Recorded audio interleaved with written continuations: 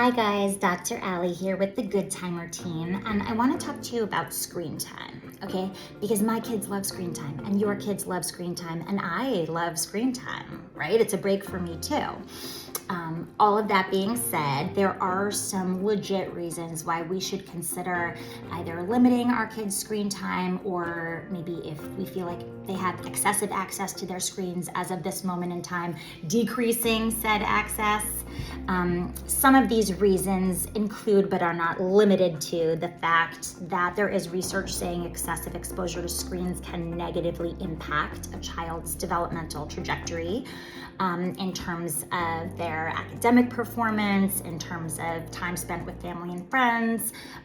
They might have lower levels of physical activity, body image issues, weight issues, mood dysregulation, exposure to potentially harmful media content, and a decreased ability to unwind without technology.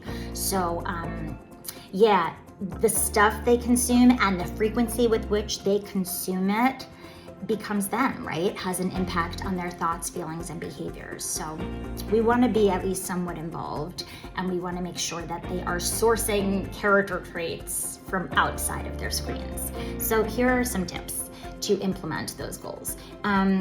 One, the American Academy of Pediatrics has recommendations around how many hours of screen time is appropriate per age group. Check it out and do your best, right? It's a recommendation.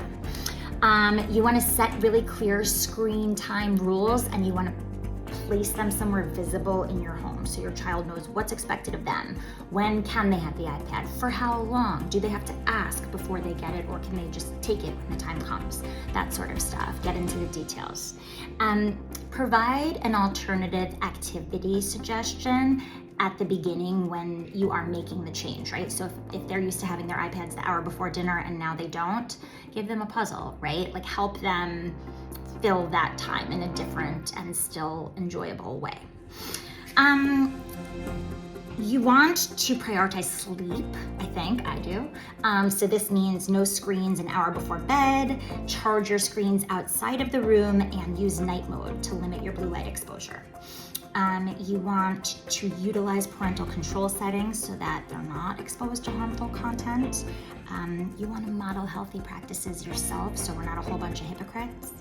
And lastly, if they break the rules, right? If you try to make these new screen time rules and they're not following them, try to be empathetic, because it's really hard what we're asking them to do, right? And then say, it's also really important that you do this, so how can I help you overcome these obstacles?